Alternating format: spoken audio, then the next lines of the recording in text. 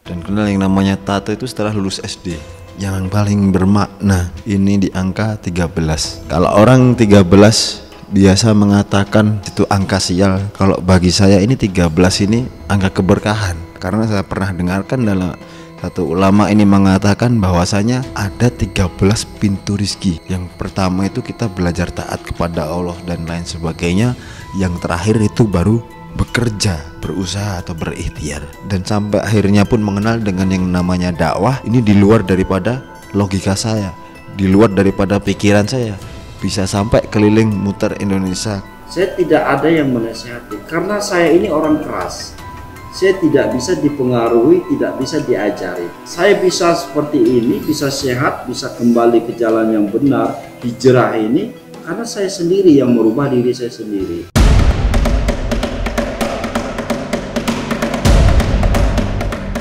Jalan hijrah bisa ditemukan siapa saja, lewat cara apa saja, termasuk oleh mereka yang hidupnya berkubang lumpur kelam. Kisah Ronnie Bodaks yang penuh tato menjadi seorang pendakwah adalah salah satu contohnya. Atau cerita pertobatan Master Daang Iwan dari seorang preman dan bandit menjadi praktisi spiritual. Dari keduanya, kita belajar bagaimana menjalani proses hidup untuk menjadi orang baik. Tapi, apa sesungguhnya yang membuat Ronnie Bodaks membuat tato di sekujur tubuh? Jangan dulu berlalu, masih akan banyak keganjilan terjadi di sini. Dan jangan lupa subscribe, like, share, dan komen agar tak ada yang terasa ganjil di sekitar Anda.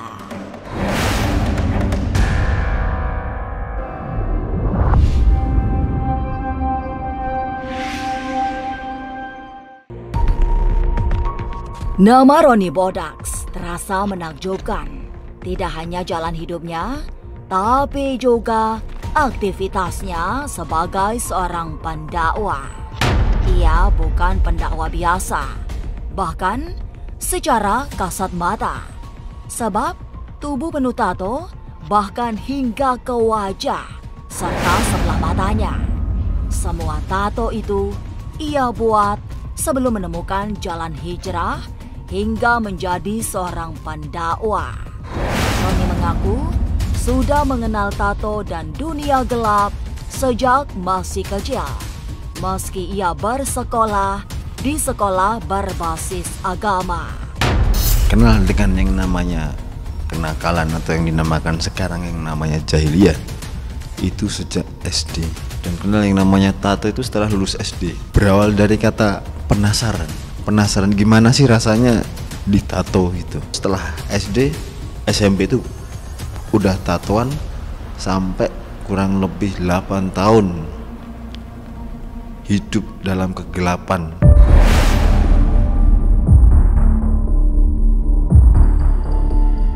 Memang mengejutkan karena Ronnie sudah mengenal tato sejak masih sekolah dasar. Bersama itu, ia juga sudah berkenalan dengan kehidupan yang kelam. Hari-harinya banyak dihiasi oleh kenakalan, lengkap dengan semua variasinya. Untuk urusan tato, ia baru berhenti menggambari tubuhnya setelah merasa bosan. Tapi, ia akan selalu ingat tato pertamanya ada di sisi kakinya. Kalau tato pertama di bagian kaki sebelah kiri sini, tapi ini udah di kalau di kaki bagian sebelah kiri ini udah berapa kali. Satu pertama kali huruf, terus kedua lagi gambar tengkorak, akhirnya ketiga lagi saya tutup ini dengan kotak-kotak seperti ini. Dan sampai akhirnya pun udah capek, dalam arti capek ya, rasanya cuma gitu-gitu doang gitu. Sampai akhirnya pun yang pertama ini sampai kalau ditanyain terakhir kapan ya saya lupa gitu, tapi kalau yang terakhir di dalam daerah badan ini.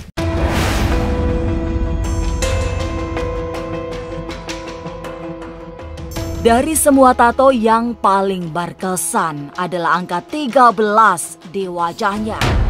Ada makna mendalam pada angka itu karena menjadi pengingat bahwa di dalam kehidupan terdapat 13 pintu mendapatkan rezeki. Yang paling bermakna ini di angka 13.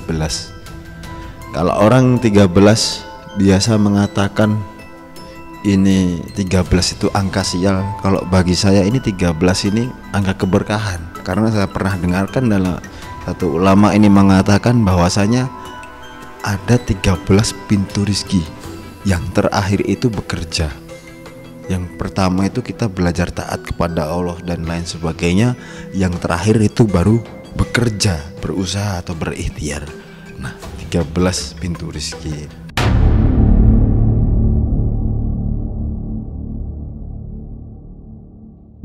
Ronnie Bodaks memang sudah mengenal tato, lengkap dengan segala kehidupan gelap sejak masih remaja.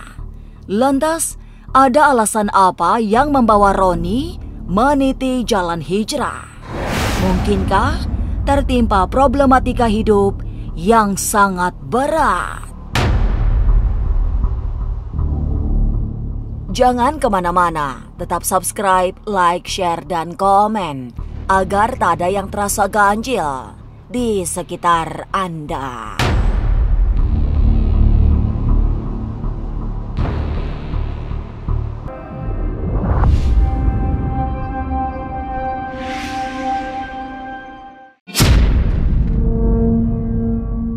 Hari-hari penuh dengan kegelapan dijalani Ronnie Bodaks selama bertahun-tahun. Kehidupannya yang kelam nyaris sudah berlangsung sejak ia masih remaja. Semua keburukan bahkan pernah dicicipi, termasuk membuat tato di setiap sisi tubuhnya.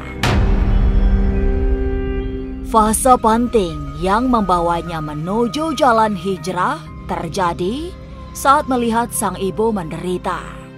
Itu yang hingga kini sebagai pembawa kesadaran untuk berubah. Dari sang ibu, ia juga menyadari sepenuhnya untuk meninggalkan semua kekelaman hidup. Alasan terkuat yang pertama ini adalah wanita. Wanita pertama dalam kehidupan saya ini adalah ibu. Ibu ini wanita pertama dalam kehidupan saya dan tak akan tergantikan sampai akhir-akhir nanti. Karena keinginan ibu ini sangatlah simpel, sederhana. Keinginan cuman suruh ngaji sama suruh sholat aja. Dan sampai akhirnya pun mengenal dengan yang namanya dakwah. Ini di luar daripada logika saya, di luar daripada pikiran saya. Bisa sampai keliling muter Indonesia.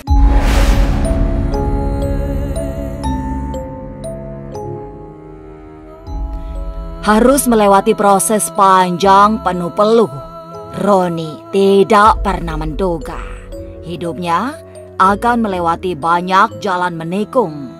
Ia sangat menyesal karena kehidupan yang dekat dengan Tuhan justru harus melewati fase hidup kelam. Ada penyesalan, tapi semua sudah terjadi. Sehingga yang harus dilakukan saat ini adalah terus memperbaiki diri dan berbuat baik kepada siapa saja. Kalaupun menyesal, pasti penyesalan di akhir. Kalau di depan bukan penyesalan, namanya penawaran, ya. Kalau di akhir namanya penyesalan. Kalau setiap orang menyesal pasti ada penyesalan. Kalau saya pribadi penyesalan, kenapa saya dulu nggak taat sama orang tua. Kalau boleh diminta lagi ini sama Allah Subhanahu Wa Taala, suruh ada yang namanya pilihan, jadi orang baik atau jadi orang jahat, ya. Maka saya akan memilih jadi orang baik. Saya pilih jadi orang baik, tidak akan seperti ini, tidak akan bertato dan tidak akan jahiliyah.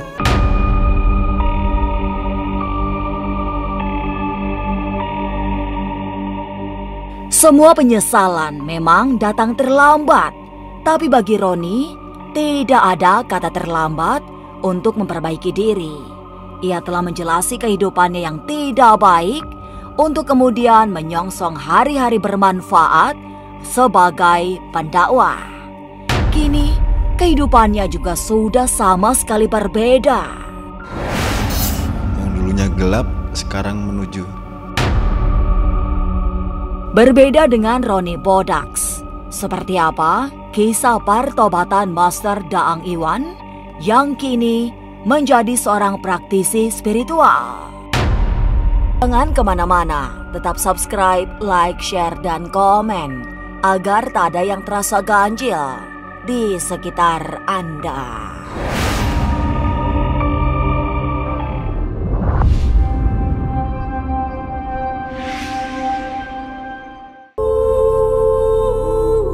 Kisah kehidupan kelam juga pernah dialami oleh Master Daang Iwan. Puluhan tahun silam, sebelum hijrah dan menjadi seorang praktisi pengobatan alternatif, Master Daang Iwan adalah seorang preman sekaligus bandit. Ia mendefinisikan dua hal tersebut sebagai perilaku yang tak pantas ditiru. Sepak terjangnya juga sangat panjang, sejak masih di Kabupaten Kau hingga saat sudah merantau di Kota Bengkulu. Saya bersyukur sekali menjadi seorang preman. Jadi pengalaman bagi saya untuk menjadi orang lebih baik. Jadi seorang preman itu ada dua. Ada preman, ada bandit. Kalau bandit dia merugikan orang lain karena dia mencuri. Kalau preman dia tukang pukul, banyak orang minta tolong ketika itu ada masalah. Tapi saya dua-duanya, preman iya, bandit iya, yaitu di Provinsi Bengkulu, Kabupaten Kau. Jadi dulu saya itu termasuk orang yang keras di tempat dunia keras, maka saya ikut keras.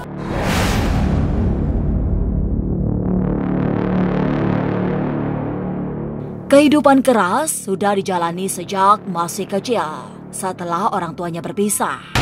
Sejak itu pula, ia menjadi gelandangan, kemudian bersentuhan dengan hal-hal yang brutal.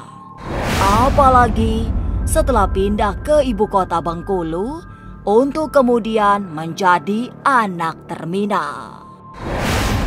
Saya itu jadi anak gelandangan ini terarah, bukan di jalan. Pekerjaan saya dulu curi sapi, curi kambing, dari kecil-kecil dulu kan. Sudah itu di mana orang pesta saya berkelahi. Akhirnya saya merantau ke Provinsi Bengkulu di kota besar. Di situ saya jadi bekerja di terminal. Saya ngagin tahun 88 saya di terminal. Di situ saya bertemu dengan pengalaman yang lebih wah lagi. Bermacam-macam, saya mabuk, saya berkelahi, udah itu saya narkoba, saya ikut perampokan, namanya hidup di terminal kan. Udah itu malamnya juga saya jaga keamanan, bermacam-macam pekerjaan saya itu.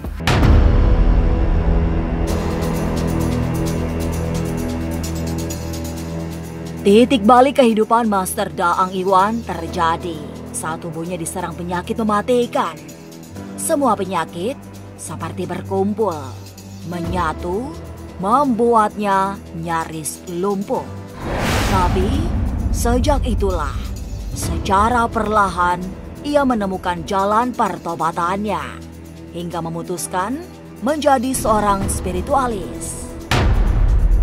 Saya dulu sakit jiwa, stroke, sakit jiwa, diabetes, kanker tulang, darah tinggi, sehingga saya dulu hampir lumpuh.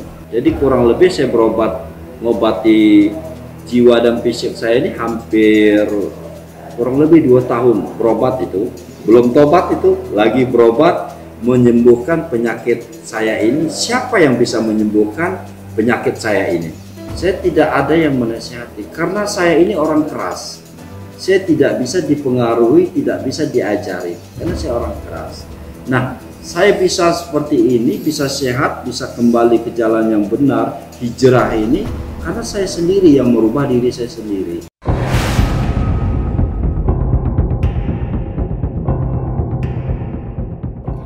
Jalan pertobatan memang tidak pernah bisa diduga-duga.